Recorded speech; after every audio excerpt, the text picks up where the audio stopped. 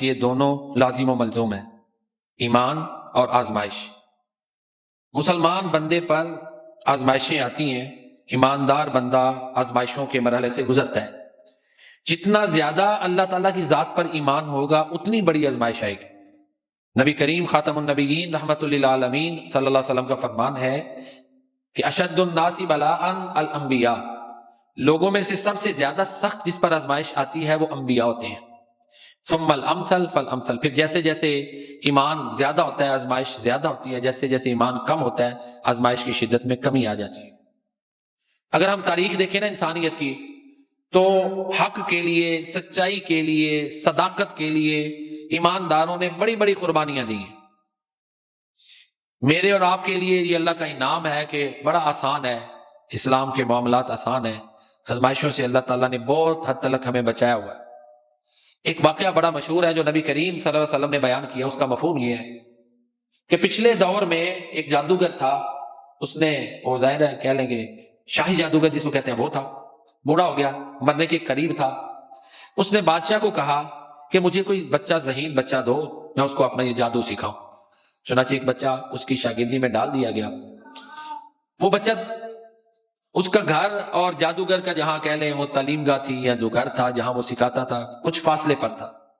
اتفاق ایسے ہوا کہ رستے میں ایک راہب تھا جو عیسائی تھا، اور اس وقت ظاہر ہے یہ اسلام سے پہلے کا واقعہ ہے، وہ دین حق تھا، اس پر وہ قائم تھا۔ بچے نے راہب سے بھی تعلیم حاصل کرنا شروع کر دی۔ راہب سے بھی تعلیم حاصل کر رہا تھا اور جادوگر سے بھی، دونوں سے۔ بعض دفعہ بچہ جادوگر کے پاس جب لیٹ جاتا تو جادوگر کی طرف سے سزا ملتی، گھر لیٹ جاتا تو گھر والے سزا دیتے۔ اس نے راہب کو بتایا، راہب نے کہا کہ تم جب جادوگر کے پاس دیر سے جاؤ تو کہنا گھر سے دیر ہو گئی تھی، یعنی حکمت سکھائی، اور جب گھر دیر سے جاؤ تو کہنا جادوگر کے پاس سے دیر سے آیا تھا۔ مختصر یہ بچہ دونوں علم حاصل کرتا رہا، کچھ عرصہ گزر گیا۔ ایک دن اتفاق ایسے ہوا کہ ایک بڑا موذی جانور تھا جس نے لوگوں کا راستہ روکا ہوا تھا، لوگ خوف زدہ تھے، اب وہ راستہ نہیں چھوڑ رہا۔ اس بچے نے کہا کہ آج میں آزماؤں گا کہ آیا راہب کی تعلیمات سچی، برحق اور صادق ہیں یا جادوگر کی۔ اس نے جو راہب نے اس کو تعلیمات سکھائی تھی، اس نے یعنی اللہ سے مدد مانگنا، یہی تعلیمات تھی نا۔ اصل جو عیسائیت ہے اس میں بھی مدد اللہ سے ہی مانگنی ہے، توحید، دین توحید یہ سب میں عام ہے۔ خلاصہ یہ کہ اس نے اللہ سے مدد مانگ کے کوئی چیز ماری، مفہوم یہ ہے نا۔ اس کو لگی وہ جانور مر گیا، لوگوں نے بچے کی کرامت دیکھی، لوگ بڑے معتقد ہو گئے، بیمار لوگ اس کے پاس آنا شروع ہو گئے، شفا ملنی شروع ہو گئی۔ وہ خود کہتا تھا کہ میں کچھ نہیں دے سکتا، شفا تو اللہ دیتا ہے، اللہ تعالیٰ دیتا ہے۔ حتیٰ کہ وہ بات مشہور ہوتے ہوتے جو ہے نا وہ بادشاہ کے وزیر تک بھی پہنچ گئی۔ اس سے پہلے یہ واقعہ جو ہے نا بچے نے اپنے اس کو استاذ راہب کو بھی بتا دیا، تو راہب نے کہا کہ تو مجھ سے افضل ہو گیا۔ یہ وہ راہب بھی نیک تھا، نہیں تو ہوتا یہ ہے کہ بعض دفعہ جو ہے نا وہ ڈی ٹریک کر دیتے ہیں، نظر آتا ہوتا ہے کہ یہ درست ہے، لیکن جو دنیا داری والی سوچ ہوتی ہے نا، چلاکی والی، وہ اگلے بندے کو صحیح مشورہ نہیں دیتے، یہ ہوتا ہے نا۔ حدیث میں لکھا ہے کہ راہب نے کہا کہ بچے کو کہا تو مجھ سے افضل ہو گیا، یعنی راہب نے یہ کہا۔ وہ راہب کی بھی اس کا مطلب ہے کہ واقعی سچا آدمی تھا۔ بہرحال مختصر یہ وزیر، ظاہر ہے وزیر کی سوچ اپنی تھی، مالدار آدمی تھا، بڑا مال تحفے تحائف لے کر بچے کے پاس چلا گیا کہ مجھ سے یہ چیزیں لے لو اور میری آنکھیں درست کر دو۔ اس کی آنکھیں خراب تھیں تو وہ بچہ کہنے لگا مجھے ان کی ضرورت نہیں ہے، باقی آنکھیں تمہاری اللہ نے درست کرنی ہے، شفا اللہ نے دینی ہے، لیکن تمہیں اللہ پر ایمان لانا پڑے گا، اس کو ماننا پڑے گا، اس پر یقین کرنا پڑے گا۔ میں دعا کروں گا شفا اللہ نے دینی ہے۔ چنانچہ وزیر نے اگریمنٹ کر لیا، معاہدہ طے پا گیا، بچے نے دعا کی، اس کی آنکھیں درست ہو گئیں، آرام آ گیا۔ اب وزیر جب گیا اپنی وہ جو اس کی ملازمت تھی اپنے وہاں گیا بادشاہ کے پاس، اب اس کی آنکھیں درست تھیں۔ اس نے پوچھا کیسے تمہاری آنکھیں صحیح ہوئی؟ اس نے کہا میرے اللہ نے درست کی ہیں۔ اب ظاہر ہے اس نے خوف پھیلایا ہوا تھا حکمرانی کے لیے، اپنے آپ کو اس نے دیوتا ظاہر کیا ہوا تھا، دیوتا یا جو کچھ بھی ہوتا ہے۔ اب یہ نیا عقیدہ تھا، اور ظاہر ہے اگر دیکھیں کسی کا خوف ختم ہو جائے نا تو اس کی گرپ بھی ختم ہو جاتی ہے، خاص کر باطل کی۔ اب یہ خالی یہ نہیں تھا کہ اس کی صرف وہ جو دیوتا پن تھا وہ ختم ہونا تھا، اس کی ساری اسٹیٹ کو یہ چیلنج تھا۔ جو نیا عقیدہ تھا نا اس سے اس کی بنیادیں ہل رہی تھی۔ جو بات سمجھ میں آتی ہے، حدیث میں اگرچہ نہیں ہے لیکن جو غور کریں یہ بات سمجھ آتی ہے۔ اسی لیے تو بادشاہ نے پھر بڑا سخت جو ہے نا وہ ایکشن لیا نا اس کے خلاف۔ اس نے پوچھا کہ اچھا میرے علاوہ کوئی تمہارا معبود ہے؟ اس نے کہا ہاں اللہ، جس نے میری آنکھیں صحیح کی۔ کریک ڈاؤن ہو گیا، پکڑ لیا اسے، ہاں جی بچے کو بھی پکڑ لاؤ، بچہ بھی پکڑا گیا۔ اس کے بعد اگلا مرحلہ آ گیا، تو وہ کہنے لگے جی ہاں اس کا استاد کون ہے، اس کو بھی لے آؤ، وہ بھی آ گیا، راہب بھی، آزمائش شروع ہو گئی۔ اب راہب کو اس نے کہا کہ تو دین چھوڑ دے، ایک اللہ سے مدد مانگنا چھوڑ دے، ایک اللہ کی عبادت چھوڑ دے، میرا جو نظام باطل کا اس کو مان لے۔ اب راہب ظاہر ہے اس نے بچے کو بھی تربیت دی تھی، اس نے نور کی جھلک دیکھی ہوئی تھی، اس نے کہا کہ یہ تو ممکن نہیں۔ بچے کے سامنے، بچے کو ڈرانے کے لیے اس بادشاہ نے وہ آرا اس راہب کے سر پہ رکھوایا اور اس کا جسم 2 ٹکڑوں میں چروا دیا۔ بچہ دیکھ رہا ہے، ظاہر ہے بچہ دیکھ کے خوف زدہ ہو جاتا ہے نا، لیکن اللہ اکبر، اس کا بچے کا بھی ایمان دیکھے، وہ خوف زدہ نہیں ہوا۔ پوچھا بچے کو، کہتا ہے نہیں تو باطل ہے، میرا اللہ اور ہے۔ بچے نے پھر کہا، راہب تو شہید ہو گیا۔ اب بادشاہ کہتا ہے اس کو یوں کرو کہ اس کو جاؤ پہاڑ سے نیچے گرا دو، اپنے فوجی بھیجے پہاڑ سے نیچے گرانے کے لیے، فوجی بھیجے۔ تو ہوا کیا کہ جو سپاہی تھے، فوجی تھے، بچے نے دعا کی، پہاڑ پہ زلزلہ سا آیا، وہ سارے مر گئے، بچہ بچ گیا۔ اور بچے کی بہادری دیکھیں، وہ غائب نہیں ہوا۔ ایسے موقع پہ کیا ہوتا ہے، غائب ہو جاتے ہیں نا، غائب نہیں ہوا۔ پھر بادشاہ کے پاس اس نے پوچھا کیا ہوا، اس نے کہا میرے اللہ نے مجھ کو بچا لیا ہے۔ یہ دیکھیں، یہ کوئی افسانہ نہیں، یہ حقیقت ہے۔ حدیث کا مفہوم بیان کر رہا ہوں، تھوڑی وضاحت زیادہ ہو سکتی ہے لیکن بیس حدیث ہے، اس کی بنیاد حدیث ہے۔ چنانچہ اب دوبارہ اسے بھیجا گیا کہ اس کو پھر اب سمندر میں پھینک دو۔ وہاں پہ گئے، کشتی میں گئے، اس نے دعا کی، وہ باقی فوجی سپاہی سارے ہلاک ہو گئے، بچے کی کرامت، بچہ پھر بچ گیا۔ اب کرامت اور معجزہ عقل میں نہیں آتا۔ موضوع یہ چل رہا ہے کہ قربانیاں دینی پڑتی ہیں، ایمانداروں نے قربانیاں دی ہیں، اسلام کی تاریخ بھری پڑی ہے، یہ موضوع ہے۔ اب بچہ پھر بادشاہ کے پاس آ گیا، غائب نہیں ہوا۔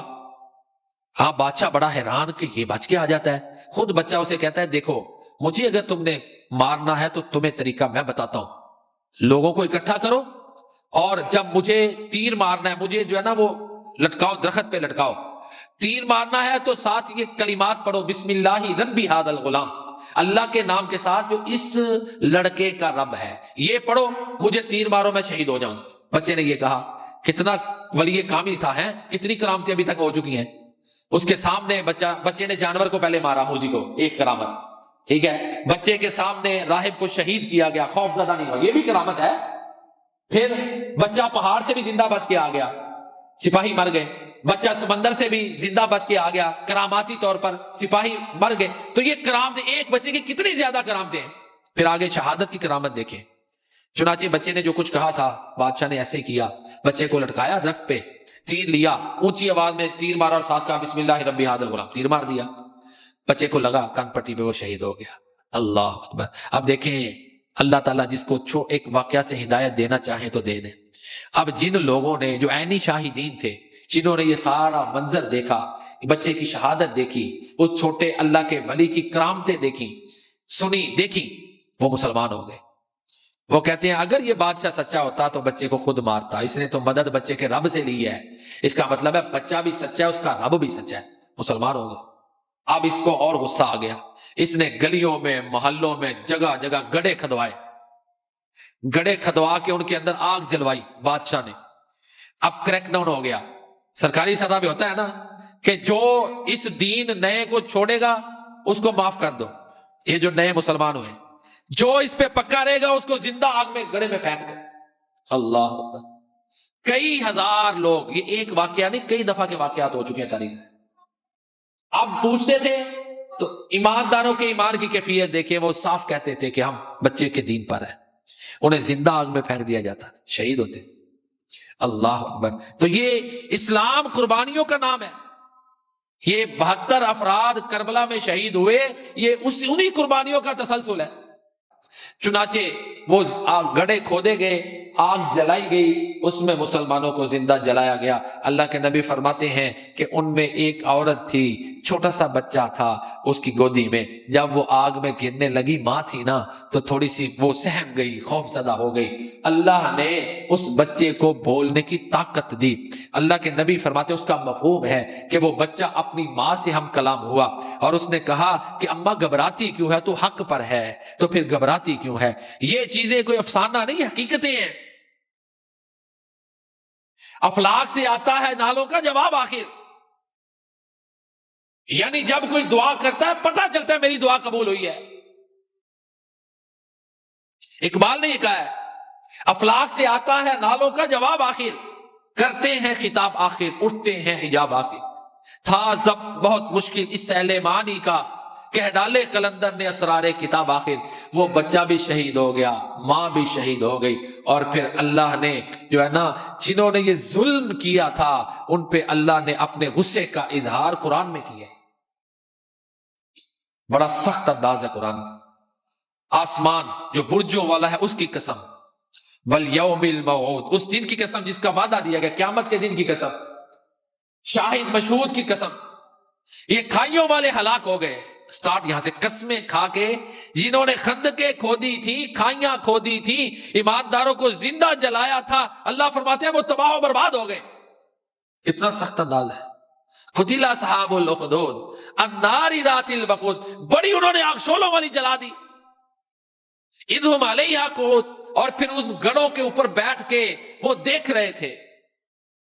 وَهُمْ عَلَىٰ مَا يَفْعَلُونَ بِالْمُؤْمِنِينَ شُهُودٌ، مومنوں پہ جو ظلم کر رہے تھے وہ دیکھ رہے تھے۔ پھر آگے دیکھیں، اللہ اکبر، اللہ فرماتے ہیں انہوں نے اس بات کا انتقام لیا کہ انہوں نے یہ کہا تھا کہ اکیلے اللہ پر ہم ایمان لائے، اب زمین بھی اللہ کی، اس پر ایمان لانے کی سزا دی۔ الذی لہ ملک السماوات والارض، اس اللہ پر وہ ایمان لائے تھے جو آسمان و زمین کا مالک ہے۔ مالک پر ایمان لانے کی انہوں نے سزا دی، یہ تو مر گئے، یہ تباہ ہو گئے۔ اب یہ قرآن میں ہے، قتل اصحاب الاخدود، انہوں نے موت، کیا موت سے بڑی تباہی کو آواز دے لی ہے۔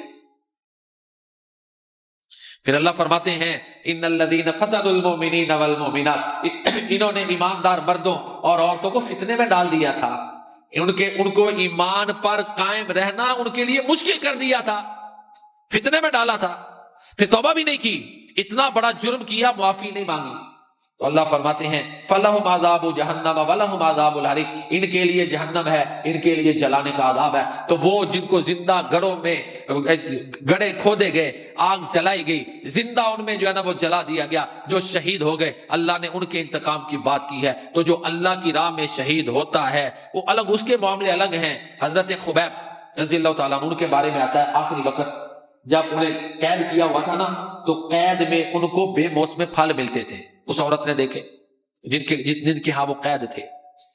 تو اللہ اپنے ولیوں کو غیب سے رزق کھلا دیتے، ہمیں سمجھ نہیں آتی، اسی لیے میں کئی دفعہ میں اس عقیدے کا بھی اظہار کرتا ہوں۔ حضرت خبیب ایک عام صحابی تھے، ٹھیک ہے، تو جب امام حسین کربلا میں ان پر یہ سارا کچھ ہوا، اللہ پتہ نہیں کیسے کیسے ان کو جنت کے کھانے کھلاتے رہے ہیں۔ اللہ قادر ہے نا، وہ تو ہمیں نظر آ رہا ہے۔ پھر شہادت کے بعد وہ جنتی جوانوں کے سردار ہیں، اب وہ جنت میں اعلیٰ ترین مقامات پر فائز ہیں۔